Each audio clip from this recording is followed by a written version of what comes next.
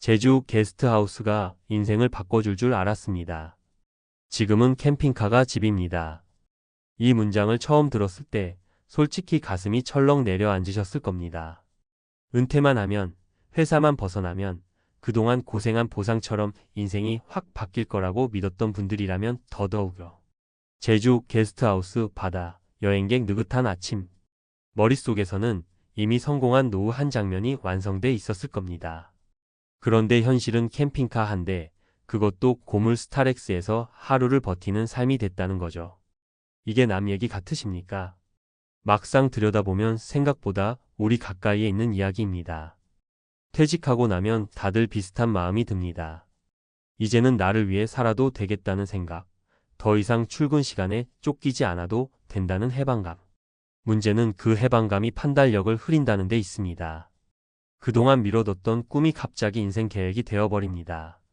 특히 제주라는 공간은 은퇴자들에게 묘한 환상을 줍니다. 공기 좋고, 바다 있고, 사람들 친절하고, 관광객은 늘 많아 보이니까요. 그래서 많은 분들이 생각합니다. 여기서 작은 숙소 하나만 해도 먹고 사는 건 되지 않을까? 손님이 끊길 리는 없지 않을까 하고요. 이 남자도 그랬습니다. 30년 넘게 직장 다니면서 퇴직금과 모아둔 돈을 합쳐 제주에 게스트하우스를 열었습니다. 큰돈 버는 게 목표는 아니었습니다. 방 몇 개 돌리면서 아내와 둘이 조용히 살면 되겠다고 생각했죠. 처음 1년은 정말 좋았다고 합니다. 손님도 있었고, 새로운 사람 만나는 재미도 있었고, 무엇보다 나도 이제 사장이다 하라는 자존감이 컸다고 해요. 문제는 그 다음부터였습니다. 비수기가 시작되자 예약이 뚝 끊겼고 유지비는 생각보다 훨씬 많이 나갔습니다. 대출이자, 관리비, 세금, 수리비. 손님 한 명 없는 날에도 돈은 계속 빠져나갔습니다. 많은 분들이 여기서 첫 번째 착각을 합니다. 장사는 매출보다 비용이 무섭다는 걸 퇴직 후에야 체감한다는 겁니다. 월급 받을 때는 고정 수입이 있었으니까요. 그런데 은퇴 후 자영업은 수입은 들쭉날쭉한데 비용은 아주 성실합니다. 한 달도 거르지 않고 나갑니다. 결국 이분은 버티기 위해 신용대출을 받았고 카드로 운영비를 막기 시작했습니다. 이게 두 번째 착각입니다. 조금만 더 버티면 나아질 것이라는 믿음입니다. 장사는 희망으로 버티는 게 아니라 숫자로 버텨야 하는데 은퇴자일수록 그걸 인정하기가 어렵습니다. 비슷한 사례가 또 있습니다. 제주에서 카페를 연 60대 부부 이야기입니다. 퇴직 후 커피 배우고 인테리어 예쁘게 해서 시작했습니다. 처음에는 관광객이 몰려 사진도 찍어주고 SNS에도 올라가면서 잘 되는 듯 보였습니다. 그런데 2년쯤 지나자 주변에 비슷한 카페가 우르르 생겼고 매출은 반토막이 났습니다. 문제는 이 부부가 월 생활비 전부를 카페 수익에 기대고 있었다는 점입니다. 연금도 아직 나오지 않는 나이였고 다른 소득원은 없었습니다. 결국 생활비를 벌기 위해 더 오래, 더 무리해서 일해야 했고 몸이 먼저 망가졌습니다. 장사를 접을 즈음엔 남은 게 거의 없었다고 합니다. 이분들이 입을 모아 말합니다. 은퇴 후 사업은 선택이 아니라 마지막 카드였다고요. 세 번째 사례는 조금 다릅니다.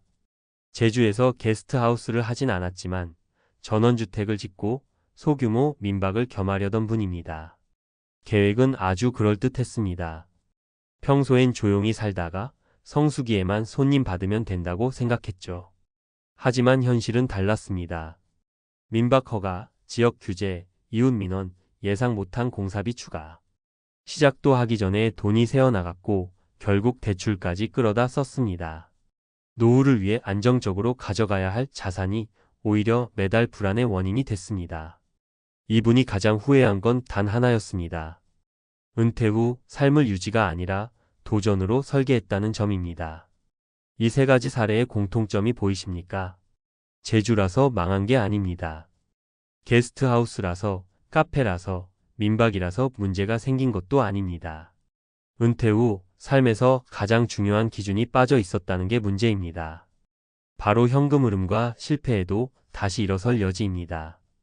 은퇴 전에는 실패해도 다시 월급 받으며 복구할 수 있지만 은퇴 후에는 그게 거의 불가능합니다.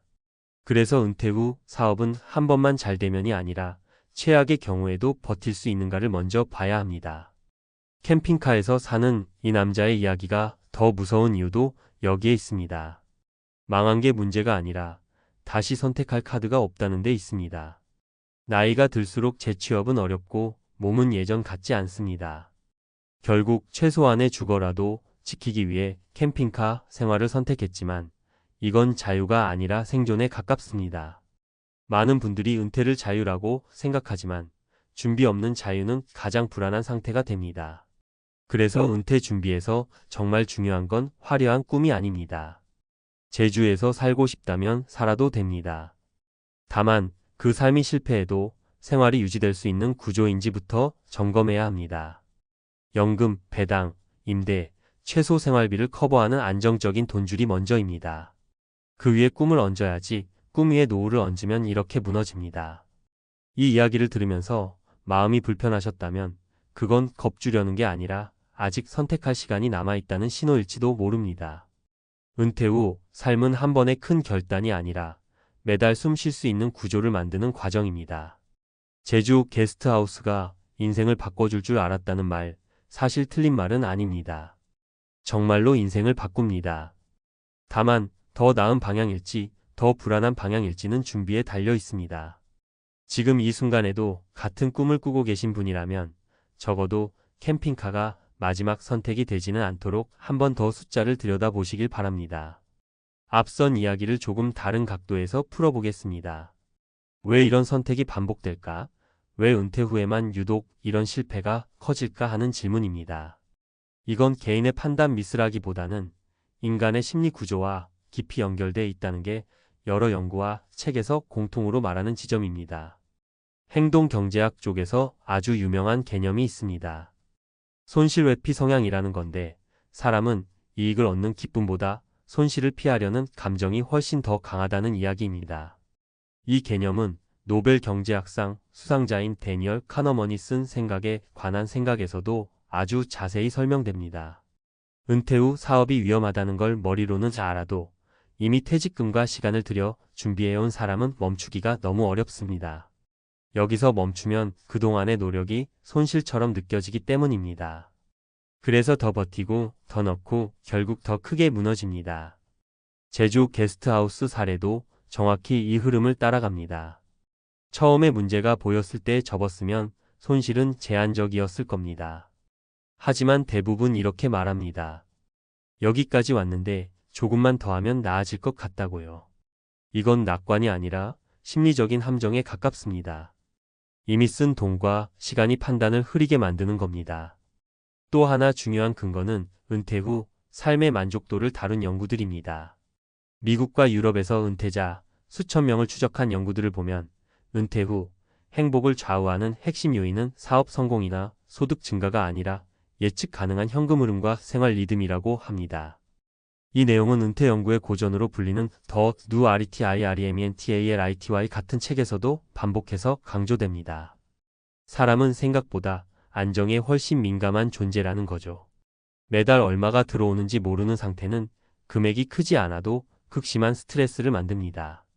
특히 은퇴자에게 이 스트레스는 더 치명적입니다. 직장 다닐 때는 스트레스가 있어도 출구가 있었습니다. 휴가도 있고 월급날도 있었고 퇴사라는 선택지도 있었습니다. 그런데 은퇴 후 사업 실패는 출구가 잘 보이지 않습니다. 그래서 같은 적자라도 은퇴 전보다 훨씬 더 크게 느껴지고 정신적으로도 훨씬 빨리 무너집니다.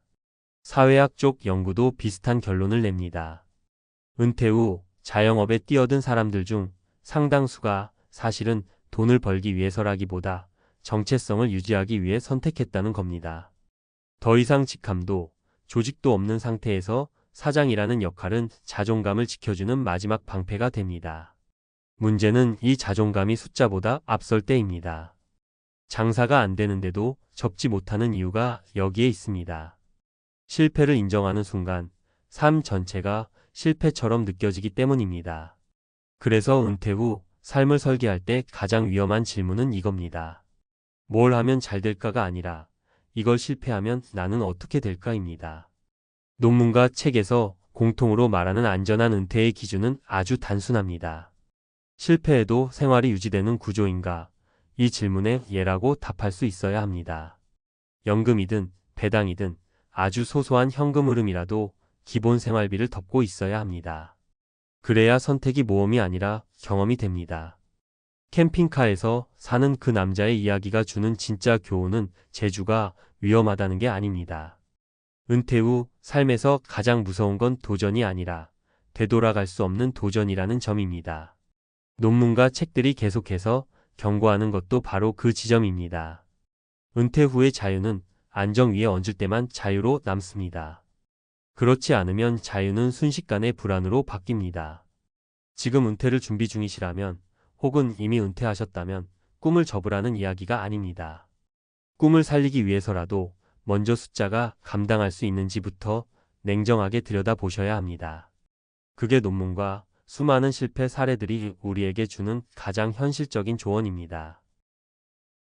아침 5시 반, 휴대폰 알람이 울리기도 전에 눈이 떠집니다. 오늘도 문 10시간 맞추려면 서둘러야 합니다. 몸이 먼저 압니다.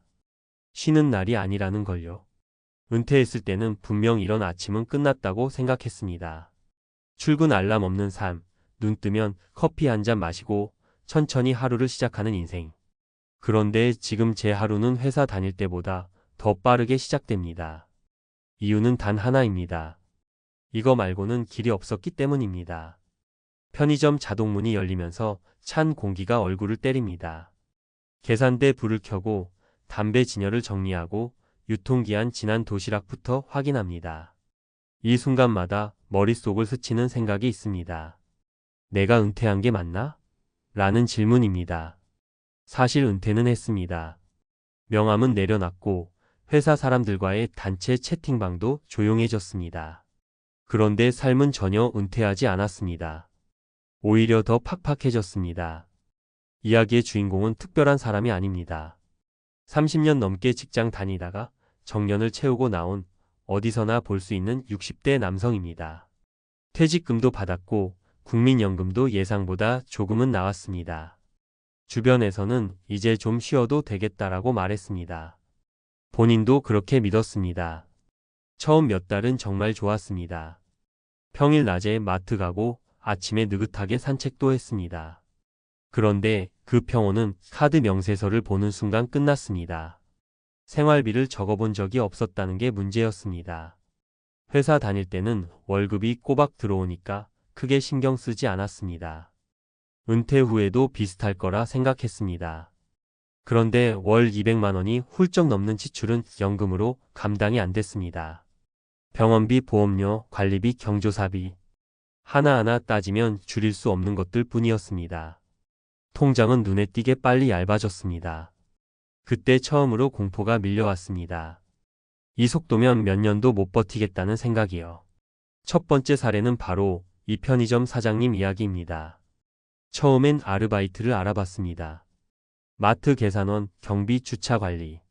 막상 지원하려니 나이에서 걸렸습니다. 연락이 오지 않았습니다. 그러다 본인이 자주 가던 동네 편의점 점주가 그만둔다는 얘기를 들었습니다. 권리금은 낮췄지만 대신 하루 12시간 이상 직접 근무 조건이었습니다. 선택지는 많지 않았습니다. 수익이 크지 않다는 것도 알았습니다. 그래도 매달 현금이 들어오는 구조라는 점 하나만 보고 계약했습니다. 그렇게 다시 출근이 시작됐습니다. 은퇴 후 인생 2막은 휴식이 아니라 생존이었습니다. 두 번째 사례는 이웃에 사는 비슷한 또래 부부 이야기입니다. 이분들은 편의점이 아니라 작은 분식집을 택했습니다. 퇴직금 일부로 가게를 열었고 처음엔 손님도 꽤 있었습니다. 문제는 체력이었습니다. 하루 종일 서서 일하다 보니 무릎과 허리가 버텨주질 않았습니다. 병원비가 늘었고 결국 아내 혼자 가게를 지키게 됐습니다. 수익은 줄고 지출은 늘었습니다. 차라리 편의점이 나았을까라는 말을 자주 하셨습니다. 그래도 문을 닫을 수는 없었습니다. 닫는 순간 수입이 끊기기 때문입니다. 은퇴 후 자영업의 현실은 이렇게 잔인합니다. 쉬려고 시작한 일이 오히려 건강을 갉아먹습니다. 세 번째 사례는 좀 다릅니다. 이분은 은퇴 전에 준비를 조금 했던 분입니다. 큰 돈은 아니지만 생활비를 정확히 계산해봤고 부족한 부분을 메우기 위해 소형 상가, 지분 투자와 주말 편의점 야간 근무를 병행했습니다. 처음부터 풀타임을 선택하지 않았습니다. 몸이 버티는 범위를 먼저 확인했습니다. 덕분에 지금은 주 34일만 일합니다. 수입은 크지 않지만 생활비와 맞춰 놓으니 불안이 줄었다고 합니다. 이 사례가 중요한 이유는 하나입니다. 은퇴 후 일은 얼마 벌까보다 얼마까지 버틸 수 있을까를 먼저 계산해야 한다는 점입니다. 편의점 사장님이 가장 힘들다고 말한 건 돈보다 시간이었습니다. 쉬는 날이 없습니다. 명절도 비 오는 날도 아플 때도 문은 열어야 합니다. 아르바이트를 쓰면 수익이 줄어듭니다. 결국 본인이 나옵니다. 손님이 몰리는 밤 시간엔 서서 몇 시간씩 계산을 봅니다. 그 와중에 드는 생각은 단순합니다. 내가 왜 은퇴를 그렇게 쉽게 생각했을까? 은퇴 준비에서 가장 흔한 착각은 일을 안 해도 될 만큼 모았다는 막연한 자신감입니다. 실제로는 대부분 일을 안 하면 안 되는 구조에 들어서게 됩니다. 문제는 그때 선택할 수 있는 일이 극히 제한된다는 점입니다. 체력은 예전 같지 않고 사회는 나이든 초보자를 반기지 않습니다. 그래서 편의점, 경비, 주차관리, 택배 상하차 같은 선택지로 몰립니다. 이건 개인의 실패라기보다 구조의 문제에 가깝습니다. 편의점 사장님은 요즘 이렇게 말합니다. 이거라도 있어서 다행이죠. 안 그랬으면 진짜 막막했을 겁니다. 이 말이 참 씁쓸합니다. 다행이라는 단어 뒤에 숨은 피로와 체념이 느껴지기 때문입니다. 은퇴는 끝이 아니라 또 다른 형태의 노동 시작일 수 있습니다. 준비 없이 맞이한 은퇴는 자유가 아니라 선택권의 상실로 이어집니다. 이 이야기를 듣고 계신 분들 중에도 비슷한 불안을 느끼는 분들 많으실 겁니다. 아직 은퇴 전이라면 제발 막연히 어떻게든 되겠지라고 생각하지 마시길 바랍니다. 생활비를 적어 보시고 지금 기준이 아니라 은퇴 후 기준으로 계산해 보셔야 합니다. 은퇴 후 일을 생각하신다면 수익보다 지속 가능성을 먼저 보셔야 합니다. 몸이 버텨주지 않으면 그 일은 오래 못 갑니다. 이미 은퇴하신 분이라면 지금 하는 일이 초라하게 느껴질 수도 있습니다. 하지만 그 선택은 비난받을 일이 아닙니다. 살아남기 위한 현실적인 판단이었기 때문입니다. 다만 그 선택이 전부가 되지 않도록 조금이라도 숨 쉴 수 있는 구조를 만들어야 합니다. 은퇴 후 삶은 생각보다 깁니다. 그리고 그 시간은 돈보다 체력, 그리고 마음이 더 중요해집니다. 편의점 불빛 아래 서 있는 60대 사장님의 뒷모습은 우리 모두의 미래일지도 모릅니다. 그래서 이 이야기가 남 얘기처럼 들리지 않습니다. 은퇴는 끝났는데 삶은 여전히 계산대 앞에 서 있습니다. 이 현실을 외면하지 않는 것, 그게 은퇴 준비의 시작일지도 모르겠습니다.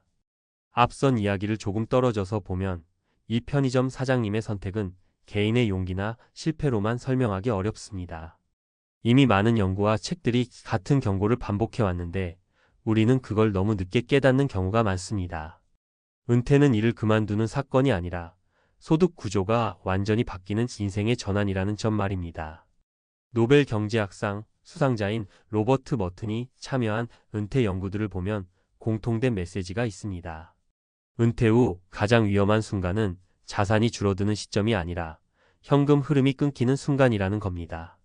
자산이 있어도 매달 들어오는 돈이 없으면 사람은 심리적으로 극단적인 불안 상태에 빠집니다. 이 불안은 소비를 왜곡시키고 판단력을 흐리게 만들고 결국 이거라도 해야 한다는 선택으로 몰아갑니다. 편의점 사장님의 결정은 바로 이 지점에서 나왔습니다. 이와 관련해 은퇴 후 30년이라는 책에서는 은퇴를 이렇게 설명합니다. 은퇴는 소득이 없는 시간이 아니라 소득의 성격이 바뀌는 시간이라고요. 월급이라는 자동 시스템이 사라지고 스스로 돈을 만들어야 하는 구조로 바뀐다는 겁니다. 준비되지 않은 사람에게 이 변화는 자유가 아니라 공포입니다. 그래서 많은 은퇴자들이 사업가가 될 준비도 안 된 상태에서 편의점, 음식점, 소형 자영업으로 밀려 들어갑니다. 심리학 연구도 이 현상을 뒷받침합니다.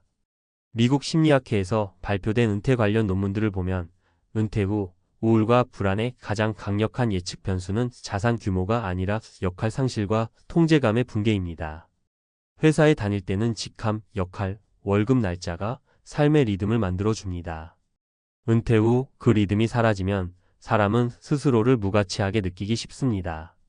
이때 편의점 같은 일은 돈보다도 내가 아직 쓸모 있다는 감각을 제공하기 때문에 선택됩니다. 문제는 그 대가가 너무 크다는 겁니다. 시간, 체력, 인간관계까지 모두 갈아 넣어야 유지되는 구조니까요. 라이프 사이클 가설로 알려진 모딜리아니의 생애주기 가설에서도 중요한 힌트를 얻을 수 있습니다. 사람은 평생 소비 수준을 일정하게 유지하려는 경향이 있는데 은퇴 후에도 소비 습관은 쉽게 줄지 않습니다.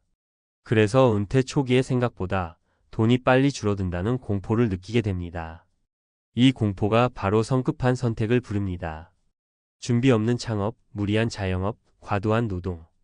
편의점 사장님의 하루 12시간 노동도 이 연장선에 있습니다. 여기서 중요한 질문이 하나 생깁니다. 정말 이거 말고는 길이 없었을까?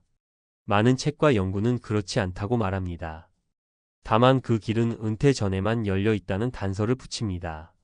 노후를 설계하는 5가지 질문에서는 은퇴 전 반드시 점검해야 할 질문으로 이것을 꼽습니다. 은퇴 후 나는 돈을 벌고 싶은가? 아니면 돈이 나오게 만들고 싶은가? 이 차이를 구분하지 못하면 은퇴 후 대부분은 벌어야 하는 쪽으로 떨어집니다. 그리고 그 선택지는 나이가 들수록 점점 줄어듭니다. 편의점 사장님의 사례가 우리에게 주는 교훈은 분명합니다. 은퇴 후 일은 선택이 아니라 결과라는 점입니다. 준비된 사람에게 일은 옵션이지만 준비되지 않은 사람에게 그 일은 생존 수단입니다.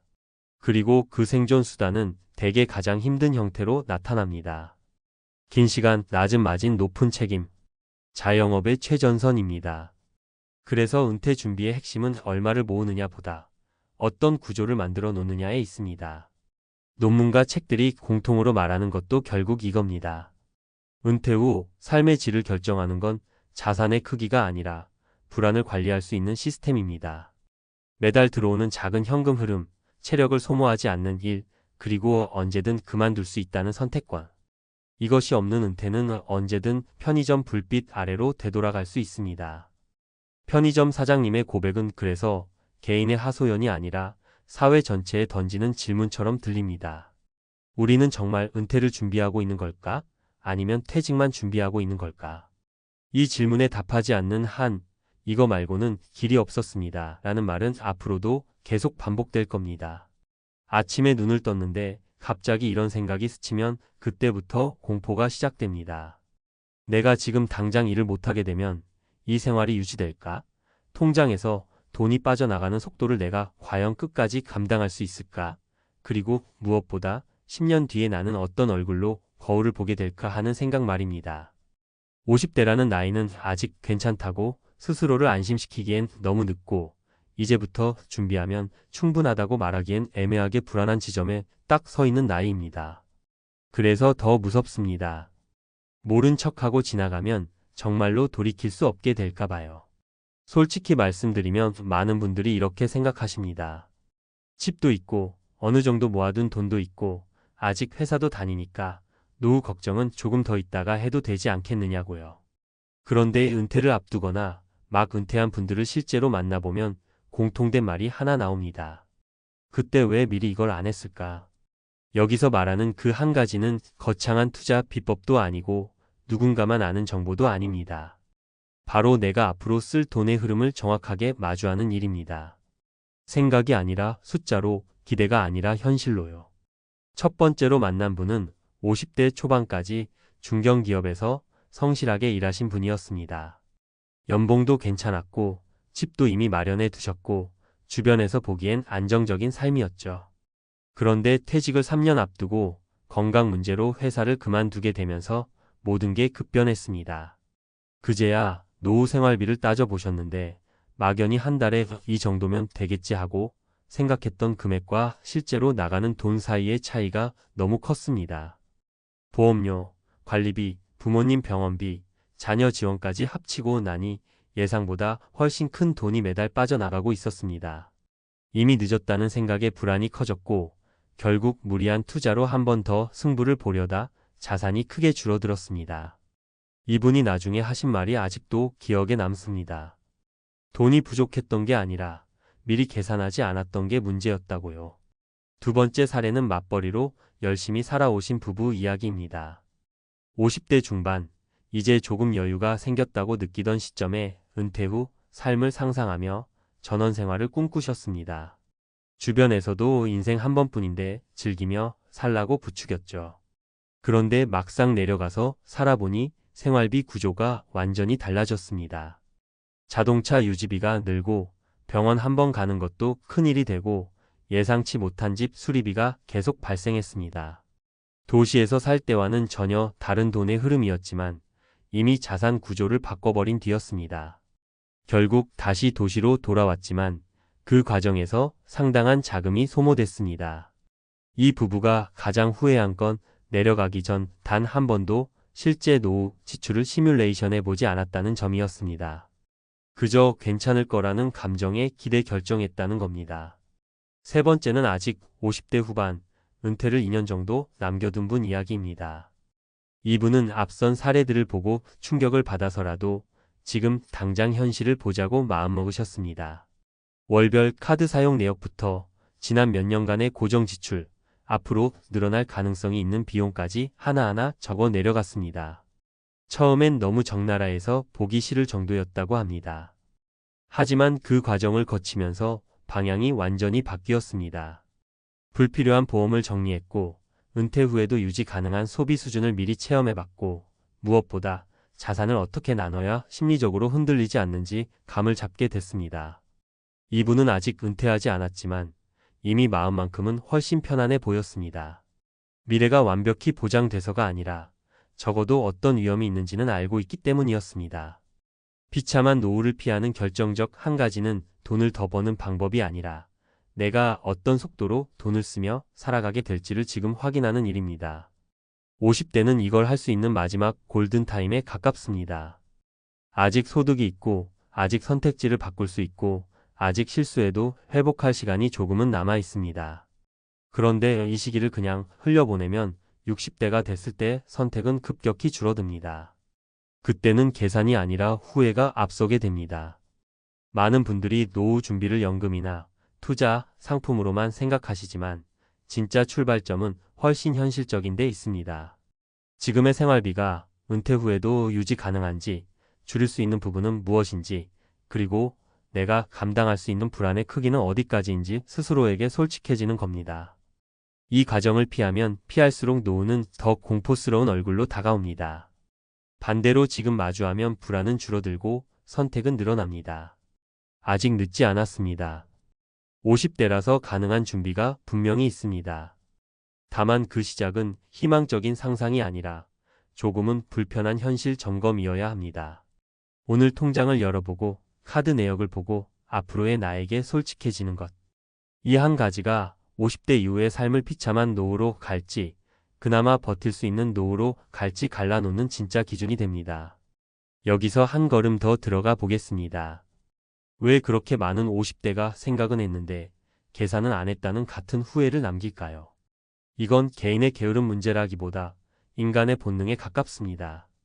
행동경제학에서는 이를 낙관 편향이라고 부릅니다. 다니엘 카너먼이 쓴 생각에 관한 생각을 보면 사람은 미래의 자신을 지금의 자신보다 훨씬 강하고 유연할 거라고 착각한다고 말합니다. 쉽게 말해 나중에 나는 지금보다 덜 아프고 덜 불안하고 돈도 서마후 해결할 거라는 막연한 믿음이 있다는 겁니다. 그래서 숫자를 들여다보는 순간 느껴질 불편함을 본능적으로 피하게 됩니다. 노후 준비에서 이 낙관 편향이 가장 위험하게 작동하는 지점이 바로 생활비입니다. 투자 수익률이나 연금 수령액은 열심히 찾아보면서도 정작 내가 한 달에 얼마를 쓰며 살아갈지는 흐릿하게 놔두는 경우가 너무 많습니다.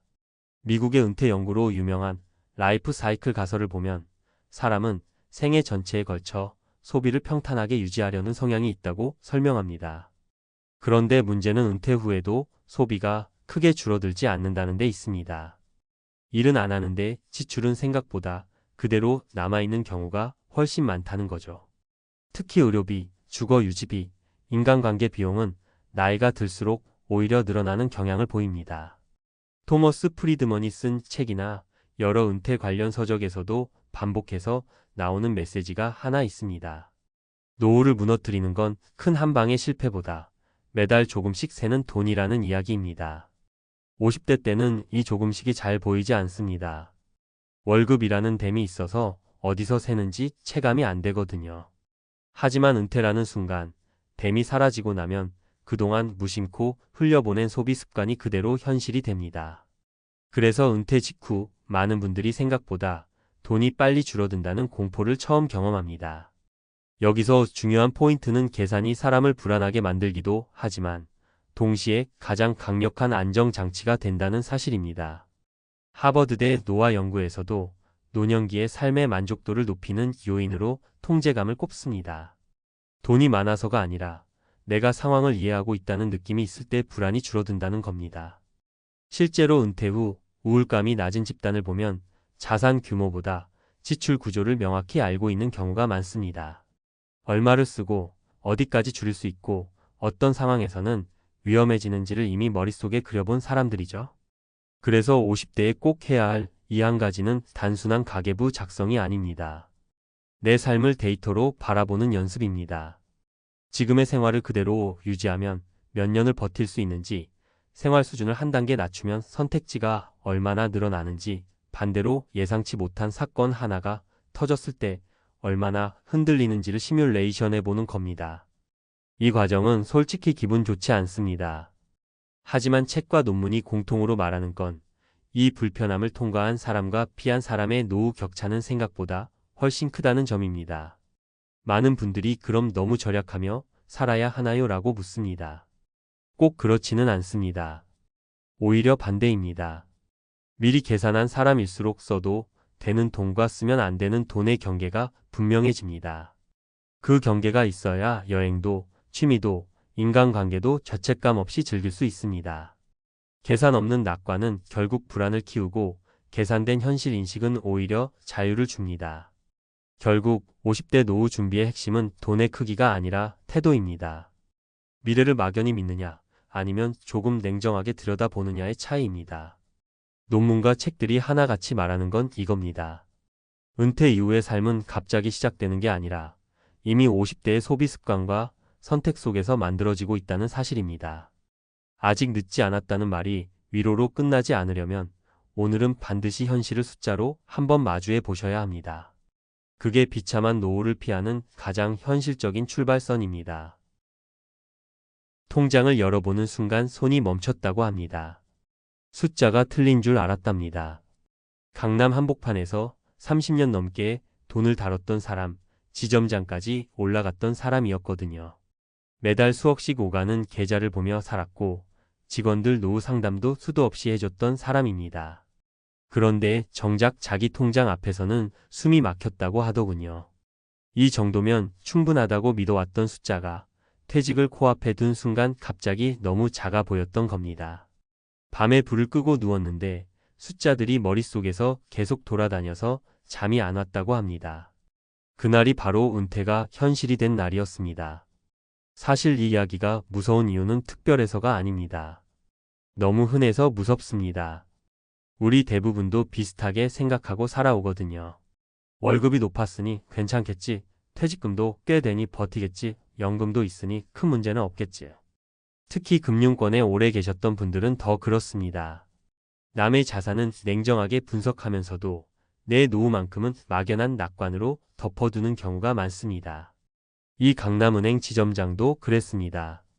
퇴직 전까지는 자신이 준비된 은퇴자라고 믿고 있었습니다. 첫 번째 사례는 바로 이 지점장 본인의 이야기입니다.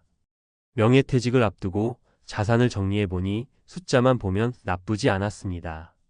퇴직금, 개인연금, 주택 한 채. 겉으로 보면 주변에서 부러워할 만한 조건이었죠. 문제는 흐름이었습니다. 월급이 끊기는 순간 매달 빠져나갈 돈이 눈에 들어오기 시작했습니다. 건강보험료, 세금, 부모 병원비, 자녀 결혼 지원 약속, 생활비.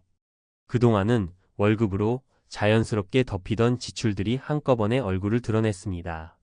그는 처음으로 계산기를 두드리며 이 돈으로 몇 년을 버틸 수 있을까를 따져봤다고 합니다.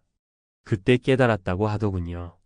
자산의 크기가 아니라 현금이 얼마나 오래 버텨주느냐가 노후의 진짜 실력이라는 걸요. 두 번째 사례는 그의 선배 이야기입니다. 역시 강남에서 근무했던 전직 임원인데 퇴직 후 2년쯤 지나 갑자기 다시 일을 시작했습니다. 겉으로는 심심해서 나왔다고 했지만 술자리에서 털어놓은 진짜 이유는 달랐습니다.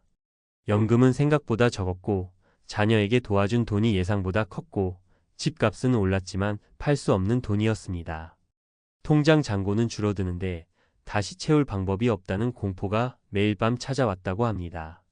그분이 가장 후회했던 건 조금 더 일찍 현실적인 숫자를 마주하지 않은 것이었습니다. 은퇴 직전까지도 설마 내가라는 생각으로 계산을 미뤘다는 겁니다. 세 번째 사례는 지점장이 상담해줬던 고객 이야기입니다. 중소기업 사장 출신이었는데 평생 현금 흐름을 만들어온 사람이라 은퇴도 문제없을 거라 자신했습니다. 그런데 은퇴 후 5년 사업하던 감각으로 쓰던 생활비가 그대로 유지되면서 문제가 생겼습니다. 수입은 줄었는데 지출은 줄이지 못한 겁니다. 결국 자산을 하나씩 정리하게 됐고 그 과정에서 삶의 만족도도 같이 무너졌습니다. 이 지점장은 그 모습을 보며 남의 이야기가 아니라는 걸 느꼈다고 했습니다. 자신도 같은 함정으로 가고 있다는 걸요. 이런 이야기들을 보면 공통점이 분명합니다. 노후를 총액으로만 봤다는 겁니다. 얼마를 모았느냐에만 집중했고 그 돈이 어떤 속도로 줄어드는지는 진지하게 생각하지 않았습니다. 은퇴 준비의 핵심은 사실 간단합니다. 매달 얼마가 들어오고 얼마가 나가고 그 차이를 몇 년 동안 감당할 수 있느냐입니다. 그런데 이 단순한 질문을 많은 분들이 피합니다. 무서우니까요. 숫자를 보는 순간 지금까지의 선택이 모두 평가받는 느낌이 들거든요. 강남은행 지점장이 밤잠을 설친 이유도 결국 그거였습니다. 돈이 없어서가 아니라 확신이 없어서였습니다. 이 상태로 20년, 30년을 버틸 수 있을지 스스로에게 대답을 못했던 겁니다. 은퇴는 갑자기 시작되는 게 아닙니다. 퇴직 서류에 도장 찍기 훨씬 전부터 이미 시작돼 있습니다. 다만 우리는 그 사실을 애써 외면하고 살 뿐입니다. 은퇴 준비든 은퇴 후 삶이든 결국 중요한 건 화려한 숫자가 아닙니다. 매일 아침 통장을 열어도 심장이 덜 뛰는 상태, 그게 진짜 준비입니다. 이 글을 읽고 계신 지금이 바로 그 숫자를 마주할 수 있는 가장 빠른 순간입니다. 오늘 열어보는 통장이 무섭다면 그건 실패가 아니라 신호입니다. 아직 고칠 시간이 남아있다는 신호 말입니다. 앞에서 이야기한 강남은행 지점장의 불안은 개인 성격이나 준비 부족 때문만은 아닙니다. 이건 꽤 많은 연구와 책에서 반복해서 확인되는 은퇴라는 전환기의 구조적인 문제에 가깝습니다. 사람은 은퇴를 앞두면 돈이 줄어드는 것보다 먼저 통제력을 잃는 공포를 느낀다고 합니다. 이 부분을 아주 날카롭게 짚은 책이 윌리엄 번스타인의 은퇴 관련 저서들입니다. 그는 은퇴를 수익률의 문제가 아니라 생존 확률의 문제라고 표현합니다. 얼마를 벌었느냐 보다 불확실한 시간 속에서 얼마나 오래 버틸 수 있느냐가 핵심이라는 거죠. 학술 연구도 같은 이야기를 합니다. 미국의 은퇴 연구에서 자주 인용되는 트리니티 스터디 이후 후속 논문들을 보면 은퇴자의 불안은 자산 규모보다 현금 흐름의 예측 가능성과 훨씬 더 강하게 연결돼 있습니다. 다시 말해 자산이 많아도 매달 얼마를 써도 되는지 감이 안 잡히면 불안은 커지고 반대로 자산이 상대적으로 적어도 지출과 수입의 구조가 단순하면 심리적 안정감은 높아진다는 겁니다. 강남은행 지점장이 통장을 보고 잠을 설친 이유도 딱 여기입니다. 돈이 적어서가 아니라 이 돈이 어떤 리듬으로 사라질지 그려지지 않았기 때문입니다. 또 하나 중요한 관점은 행동 경제학 쪽입니다. 데니얼 카너먼과 리처드 탈러가 이야기한 손실회피 성향이 은퇴 시점에서 극단적으로 작동합니다. 일할 때는 월급이라는 안전망이 있어서 손실을 손실로 느끼지 않습니다. 그런데 은퇴 후에는 같은 지출도 되돌릴 수 없는 손실로 인식됩니다. 그래서 통장 숫자가 줄어드는 걸 볼 때마다 실제 금액 이상으로 공포가 커집니다. 이건 의지가 약해서가 아니라 인간의 기본 설계에 가깝습니다. 책 은퇴혁명이나 How Much is Enough? 같은 은퇴 심리 관련 서적을 보면 공통적으로 강조하는 대목이 하나 있습니다. 은퇴 준비의 마지막 단계는 금융 설계가 아니라 마음의 적응이라는 점입니다. 많은 사람들이 자산 계산은 하지만 은퇴 후 삶의 리듬을 연습하지는 않습니다. 월급 없이 한 달을 살아본 경험, 고정 수입이 없는 상태에서 지출을 결정해 본 경험이 거의 없다는 거죠.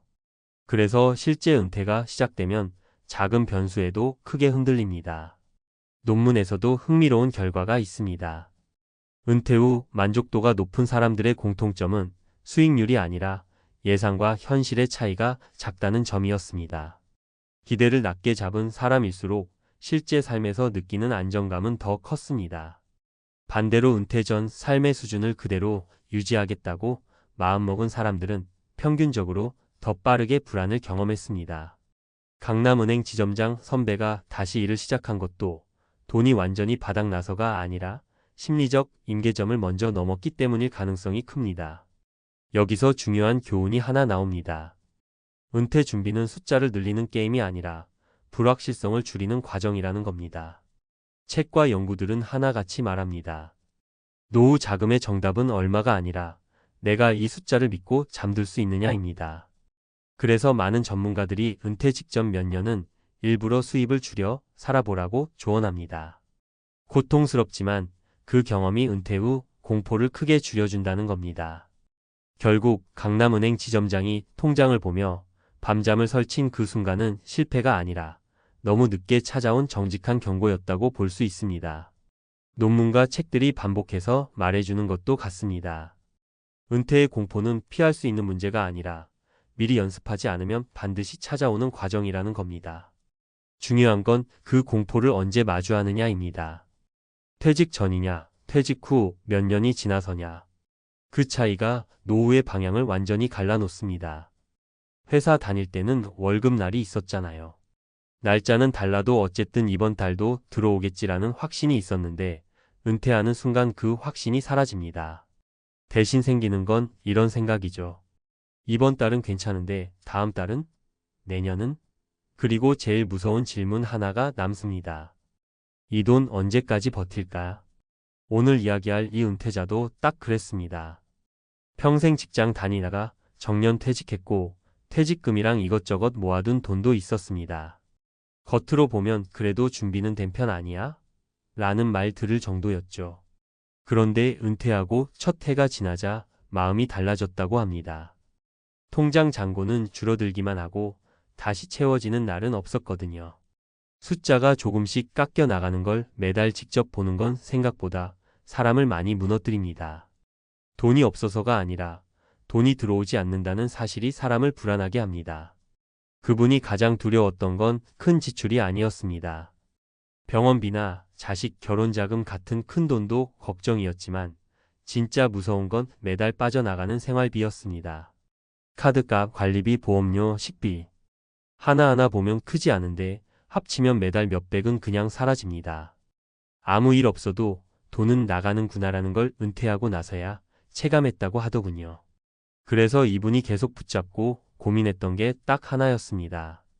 어떻게 하면 돈을 안 쓰는 게 아니라 다시 들어오게 만들 수 있을까? 그때 눈에 들어온 게 농지연금이었습니다.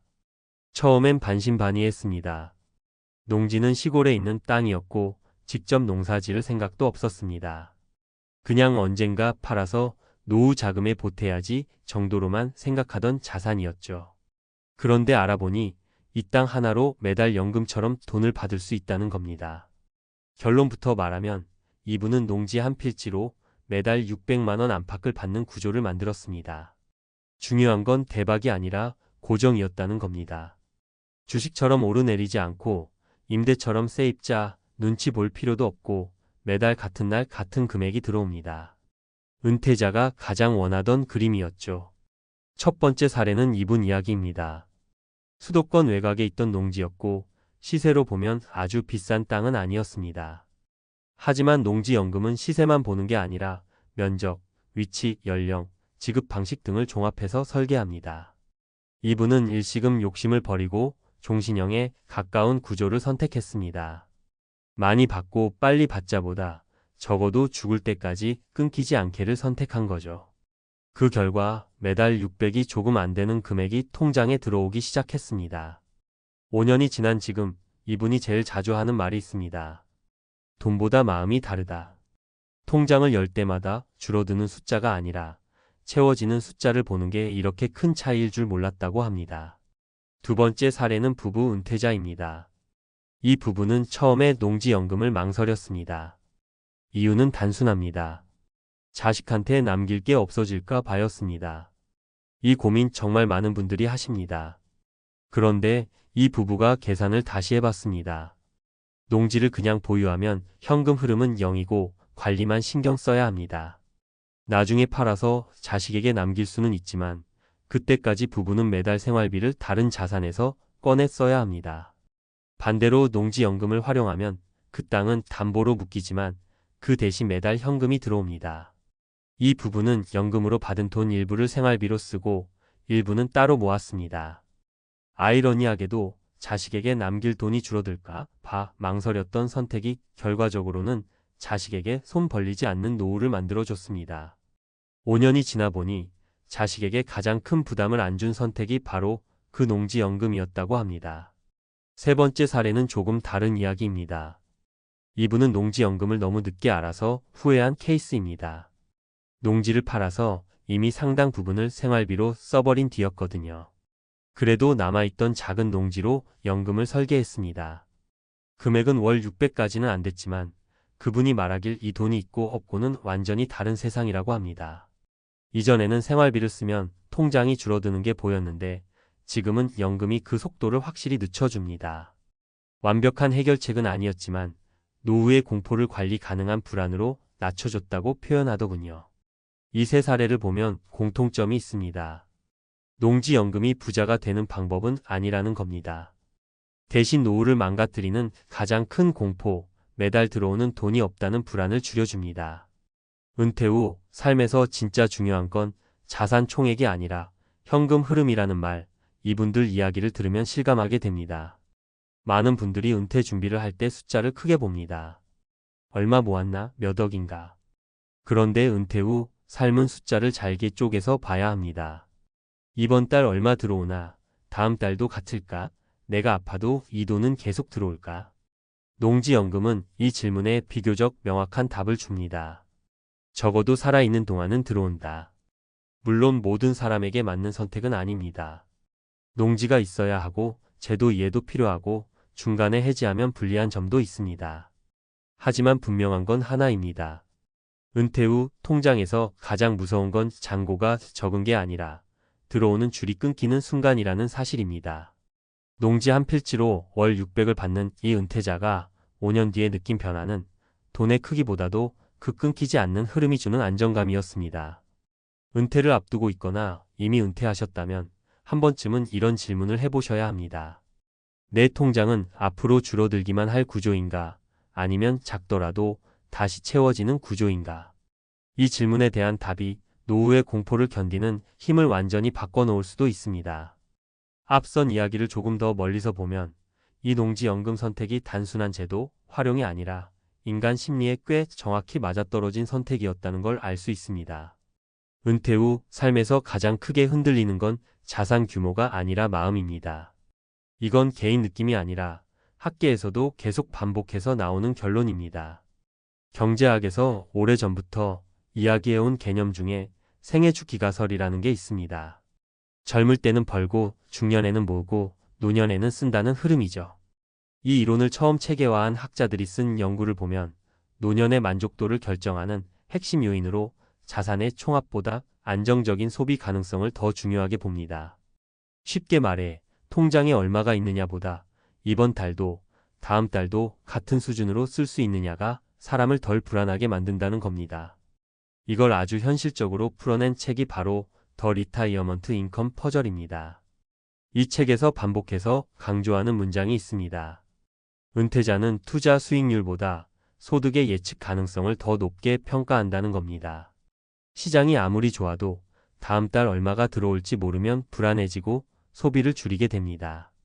반대로 금액이 조금 적더라도 확실히 들어온다는 신호가 있으면 삶의 만족도가 올라갑니다.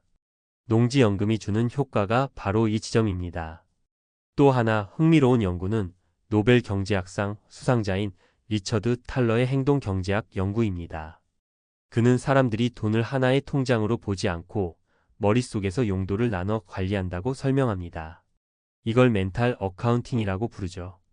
은퇴자에게 연금 형태의 소득은 써도 되는 돈으로 인식됩니다. 반면 목돈 자산은 깨면 안 되는 돈으로 느껴집니다. 그래서 똑같은 금액이어도 연금으로 들어오는 돈은 쓰는데 죄책감이 적고 삶의 질을 유지하는 데 도움이 됩니다. 농지연금은 농지를 자산통장에서 소득통장으로 바꿔주는 장치라고 볼 수 있습니다. 심리학 쪽 연구도 비슷한 이야기를 합니다. 노년기의 불안을 다룬 연구들을 보면 가장 큰 스트레스 요인으로 예측 불가능한 미래 지출이 꼽힙니다. 병원비, 생활비, 물가 상승 같은 변수들 앞에서 사람은 과도하게 보수적으로 변합니다. 그 결과 필요한 소비까지 줄이면서 삶이 위축됩니다. 반면 정기소득이 있는 은퇴자는 지출을 조절하되 삶 자체를 포기하지는 않습니다. 이 차이가 몇 년 지나면 건강과 인간관계까지 갈라놓습니다. 이 맥락에서 농지연금 사례를 다시 보면 왜 5년 뒤에 돈보다 마음이 달라졌다는 말이 나왔는지 이해가 됩니다. 이건 수익률의 문제가 아닙니다. 주식 투자로 더 벌 수도 있었을 겁니다. 하지만 주식은 매달 들어오는 돈이 아니고 하락장에서는 오히려 통장을 안 보게 만듭니다. 반대로 농지연금은 금액이 크지 않아도 매달 통장을 열게 만듭니다. 그리고 그때마다 아직은 괜찮다는 신호를 줍니다. 은퇴 설계를 다룬 또 다른 고전적인 책인 더 포 필러즈 오브 리타이어먼트 플랜즈에서는 노후 소득의 기둥을 나눠 설명합니다. 공적연금, 개인연금, 자산소득, 그리고 마지막으로 비금융 자산의 소득화입니다. 많은 사람들이 마지막 기둥을 놓칩니다. 집, 땅, 건물은 있지만 소득으로 바꾸지 못한 채 보유만 하다가 노후를 힘들게 보내는 경우죠. 농지연금은 이 마지막 기둥을 현실적으로 세우는 방법 중 하나입니다. 물론 논문과 책들도 공통적으로 경고합니다. 이런 연금형 상품은 되돌릴 수 없기 때문에 충분한 이해가 필요하다고 말입니다. 중간에 해지하면 손해를 볼 수 있고 상속 관점에서는 손해처럼 보일 수도 있습니다. 그래서 무조건 좋다고 말할 수는 없습니다. 다만 분명한 건 은퇴 후 삶의 공포를 키우는 가장 큰 원인이 현금 흐름의 공백이라는 사실입니다. 이 공백을 메우는 수단으로 농지연금은 꽤 학문적으로도 설득력이 있습니다. 결국 은퇴 준비에서 중요한 질문은 이겁니다. 내 자산이 얼마나 늘어날 수 있느냐가 아니라 내가 늙어갈수록 불안이 줄어드는 구조인가. 농지 한 필지로 월 600을 받는다는 이야기는 부의 과시가 아니라 불안을 관리하는 방법에 대한 이야기입니다. 논문과 책들이 수십 년간 반복해서 말해온 결론과 실제 은퇴자들의 체감이 이 지점에서 정확히 만납니다. 은퇴 후 삶에서 돈은 많을수록 좋지만 흐르지 않는 돈은 생각보다 우리를 지켜주지 못한다는 사실 말입니다. 퇴직하고 첫 달 카드값을 확인하는 순간 숨이 막혔다고 하시더라고요. 아직 몸은 멀쩡한데 통장이 먼저 늙어버린 느낌이었다고요. 월급이 끊긴 건 알고 있었지만 설마 이렇게 빨리 삶이 쪼그라들 줄은 몰랐다는 말이 계속 맴돌았습니다. 월 800만 원 쓰던 생활이 어느 날 갑자기 300만 원으로 떨어지는 순간 은퇴는 휴식이 아니라 공포로 바뀌었다고 하셨습니다. 많은 분들이 은퇴를 앞두고 비슷한 착각을 합니다. 집도 있고 연금도 조금 나오고 지금까지 잘 벌었는데 설마 괜찮겠지. 그런데 막상 퇴직서를 내고 나면 숫자는 생각보다 잔인합니다. 돈이 줄어드는 속도보다 마음이 무너지는 속도가 더 빠르다는 걸 그때 처음 알게 된다고들 하세요. 이 이야기는 60대 초반에 퇴직한 한 분의 실제 경험을 바탕으로 한 이야기입니다. 이분은 현직에 있을 때 월 평균 800만 원 가까이 쓰는 생활을 했습니다. 골프는 주말마다, 자동차는 중형 세단의 세컨카까지 있었고 외식과 모임도 잦았습니다. 본인은 평범하게 살았다고 말하지만 지금 기준으로 보면 꽤 여유 있는 생활이었습니다. 퇴직 후 첫 해, 이분은 기존 생활을 거의 그대로 유지했습니다. 갑자기 줄이면 스트레스 받아서 오래 못 버틴다는 말을 스스로에게 했다고 합니다. 문제는 6개월이 지나면서부터였습니다. 통장에서 빠져나가는 속도가 너무 빨랐고 생각보다 연금은 작았고 물가는 계속 올랐습니다. 그때 처음으로 이러다 진짜 큰일 나겠다는 공포가 왔다고 하더군요. 첫 번째 사례는 골프입니다. 이분은 골프를 취미라고 생각했지만 실제로 계산해보니 한 달에 들어가는 비용이 생각보다 컸습니다. 라운딩 비용, 연습장, 장비, 모임 뒤풀이까지 합치면 월 100만 원 가까이 나가고 있었습니다. 골프 안 치면 사람 관계가 끊긴다는 두려움 때문에 쉽게 끊지 못했지만 결국 어느 날 통장을 보고 결심했다고 합니다. 골프를 끊은 뒤 처음 몇 달은 허전했고 연락 오는 사람도 확 줄었지만 지금은 이렇게 말합니다. 그때 남은 사람만이 진짜 관계였습니다. 두 번째 사례는 자동차입니다. 퇴직 전에는 차가 당연한 생활의 일부였지만 은퇴 후에는 이야기가 달라졌습니다. 보험료, 유지비, 세금, 수리비까지 계산해보니 매달 고정비로 나가는 돈이 만만치 않았습니다. 결국 차를 처분하고 대중교통과 택시를 병행하는 선택을 했습니다. 처음엔 자존심이 상했고 주변 시선도 신경 쓰였지만 지금은 오히려 마음이 편하다고 합니다. 차 키를 내려놓은 날 내가 진짜 은퇴했다는 걸 실감했다는 말이 인상적이었습니다. 세 번째 사례는 생활비 구조 자체를 바꾼 부분입니다. 이분은 단순히 아끼자가 아니라 아예 기준을 다시 세웠습니다. 외식은 주 3회에서 월 3회로 줄였고 모임도 목적 없는 만남은 거의 나가지 않았습니다. 대신 집에서 해먹는 식사에 조금 더 신경 쓰고 걷기나 무료 문화 프로그램 같은 돈 안 드는 활동을 늘렸습니다. 그렇게 하나씩 바꾸다 보니 월 300만 원 선에서도 생활이 가능해졌다고 합니다. 중요한 건 이 과정이 결코 쉽지 않았다는 점입니다. 이분은 돈을 줄이는 게 아니라 정체성을 줄이는 기분이었다고 표현했습니다. 직장인 시절의 소비는 단순한 지출이 아니라 나라는 사람의 증명이었기 때문입니다. 골프를 치고 차를 타고 사람들 사이에서 쓰던 돈은 나는 아직 괜찮은 사람이라는 신호였다는 겁니다. 그걸 하나씩 내려놓는 과정에서 자존감이 크게 흔들렸다고 하셨습니다. 하지만 시간이 지나면서 관점이 조금씩 바뀌었다고 합니다. 예전에는 얼마를 쓰느냐로 하루를 평가했다면 지금은 하루가 무사히 지나갔는지를 더 중요하게 보게 됐다고요. 돈을 덜 쓰게 되자 오히려 불안이 줄어들었다는 말도 했습니다. 이유는 간단했습니다. 지금 내 통제 안에 있는 삶이 되었기 때문입니다. 이 사례가 주는 가장 큰 교훈은 하나입니다. 은퇴 후 생활비는 단순한 숫자 문제가 아니라는 점입니다.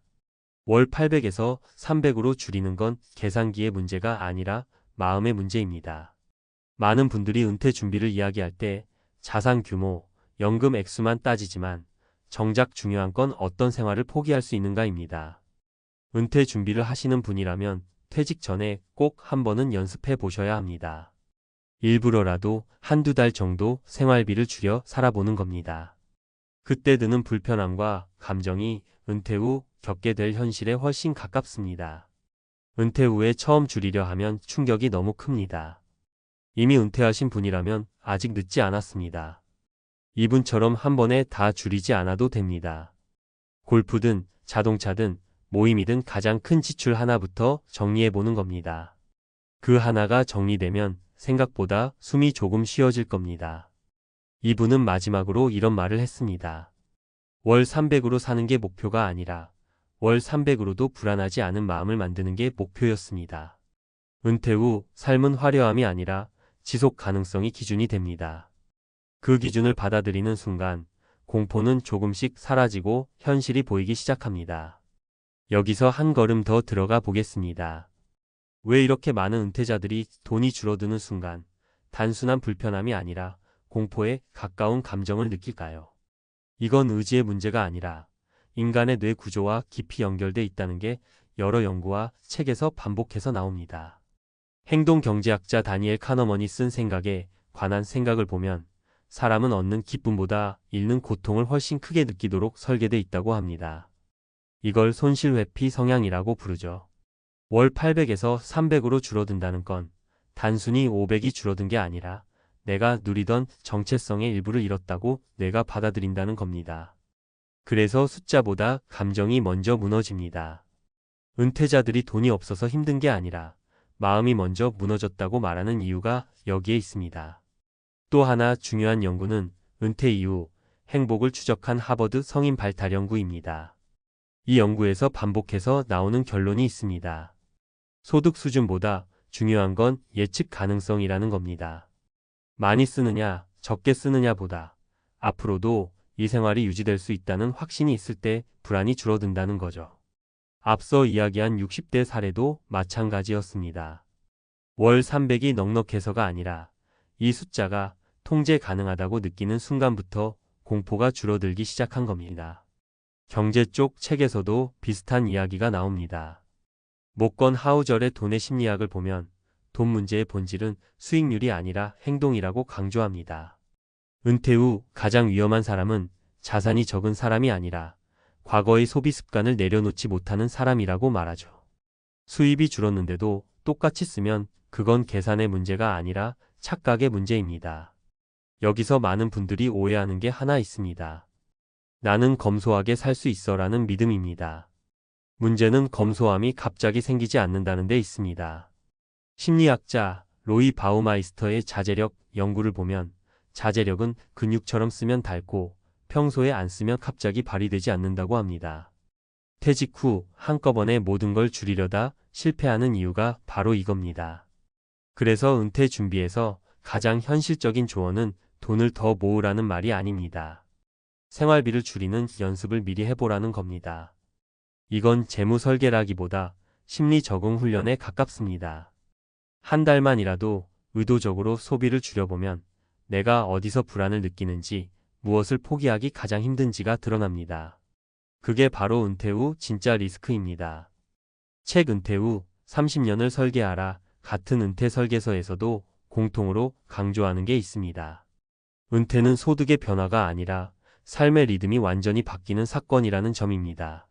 출근이라는 기준점이 사라진 상태에서 소비까지 흔들리면 사람은 방향 감각을 잃기 쉽습니다. 그래서 많은 은퇴자들이 필요 없는 지출을 줄이면서도 동시에 새로운 일과를 만들어야 한다고 말합니다.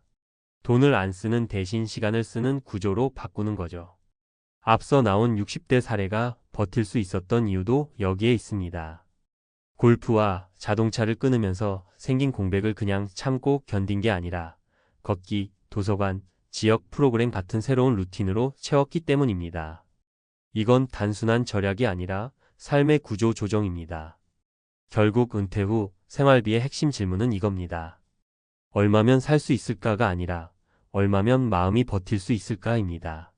논문과 책들이 하나같이 말하는 건 은퇴의 실패는 자산 부족보다 적응 실패에서 시작된다는 사실입니다.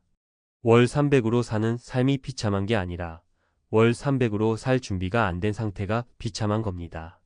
이걸 받아들이는 순간 은퇴는 조금 다른 얼굴을 드러냅니다.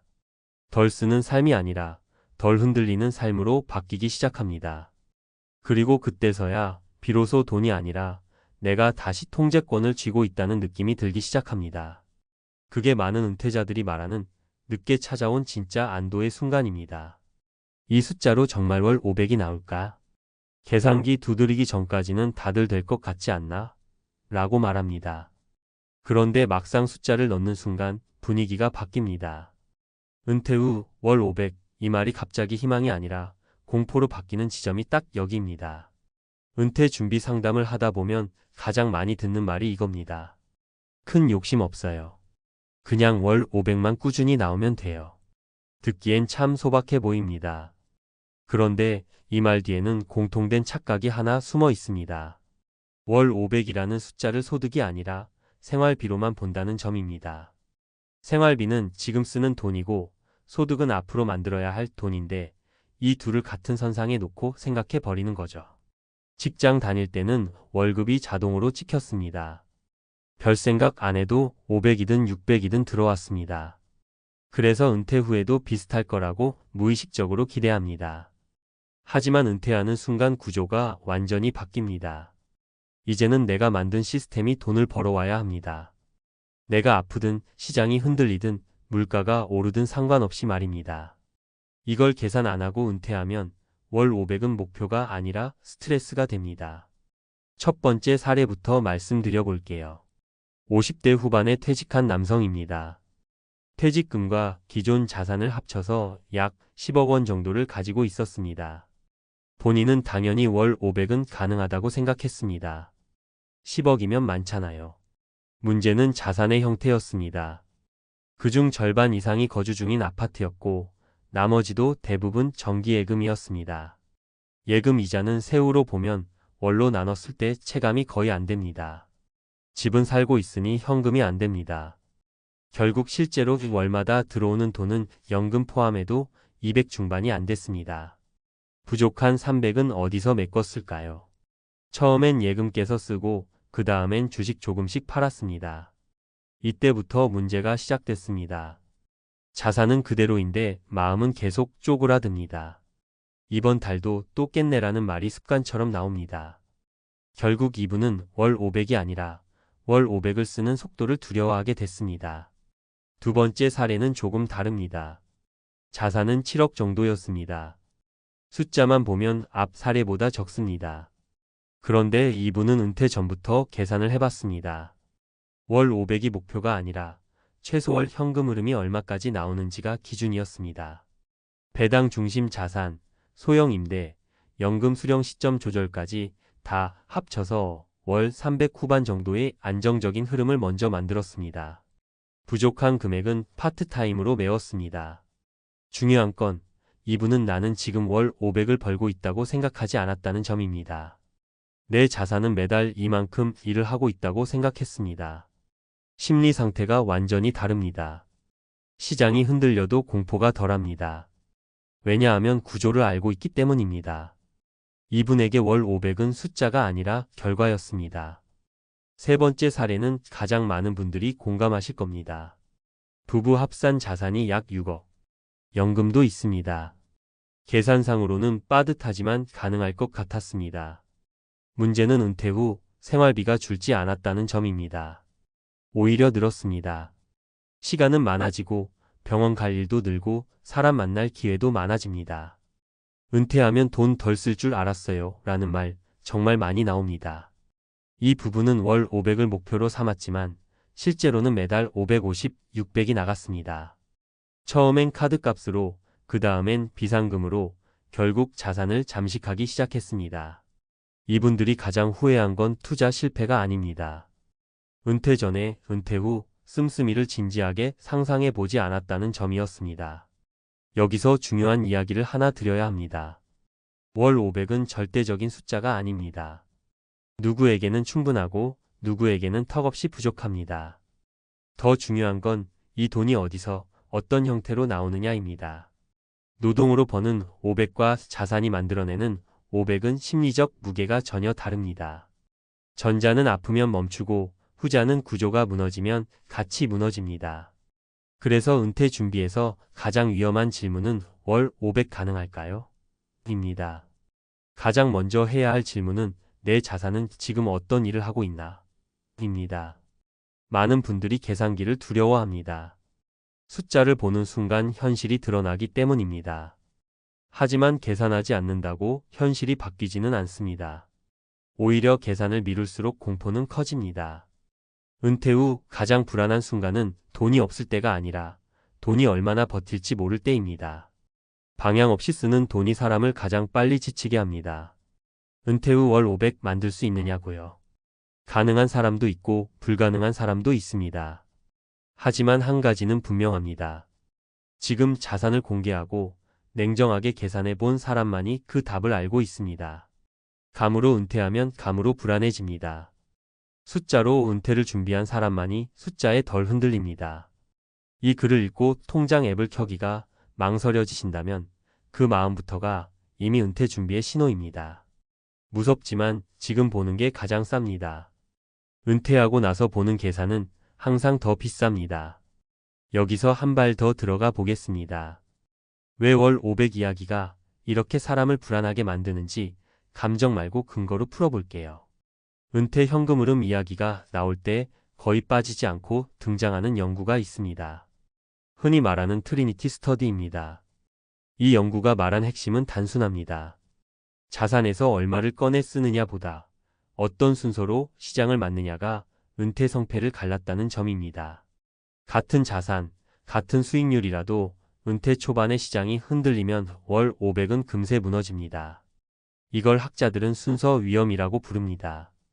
은퇴 초기에 돈이 꾸준히 빠져나가는데 자산 가치까지 같이 떨어지면 회복할 시간이 사라진다는 거죠. 그래서 많은 연구자들이 은퇴 초반에는 공격적인 수익률보다 안정적인 현금 흐름을 강조합니다. 이 흐름을 가장 현실적으로 설명한 사람이 웨이드 파우입니다. 은퇴 소득 설계 분야에서 가장 많이 인용되는 학자 중 한 명인데 이 사람의 책을 보면 이런 말이 나옵니다. 은퇴 후 소득은 수익률의 문제가 아니라 구조의 문제라고요. 다시 말해 월 500을 만들 수 있느냐는 질문은 투자 실력이 아니라 자산 배치와 인출 방식의 문제라는 겁니다. 많은 분들이 연 5%만 나와도 되잖아라고 말하지만 문제는 그 5%가 언제 어떤 모습으로 나오느냐입니다. 배당처럼 정기적으로 들어오는 돈과 평가이익으로만 존재하는 수익은 심리적으로 완전히 다릅니다. 또 한 권, 은퇴를 준비하는 분들이 꼭 읽어야 할 책이 있습니다. 다이 위드 제로라는 책인데요. 이 책이 주는 메시지는 단순하지만 무섭습니다.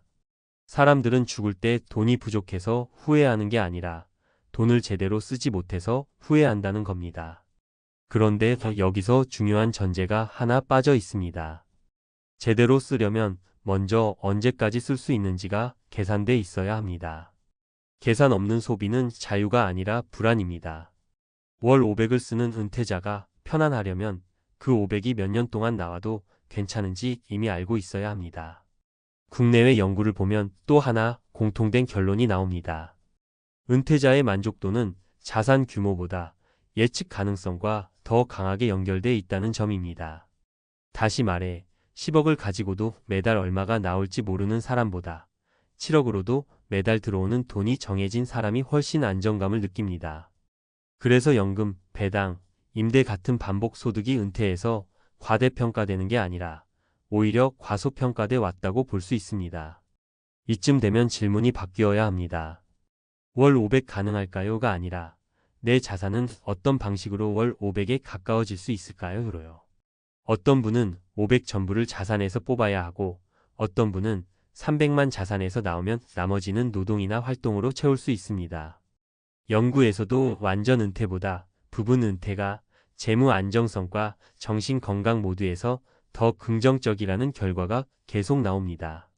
은퇴는 일을 안 하는 상태가 아니라 선택권이 있는 상태에 가깝다는 이야기죠. 결국 월 500의 본질은 숫자가 아닙니다. 불확실성을 얼마나 줄였느냐입니다. 논문도 책도 실제 사례도 같은 말을 합니다. 은퇴 후 가장 위험한 순간은 자산이 줄어드는 순간이 아니라 왜 줄어드는지 설명이 안 되는 순간이라고요. 설명 가능한 인출은 관리가 되지만 감으로 버티는 인출은 공포가 됩니다. 그래서 은퇴 준비의 마지막 단계는 투자 공부가 아닙니다. 계산입니다. 냉정하지만 솔직한 계산. 이 계산을 끝낸 사람에게 월 500은 공포가 아니라 선택지가 됩니다. 계산을 피한 사람에게만 월 500은 끝까지 불안으로 남습니다.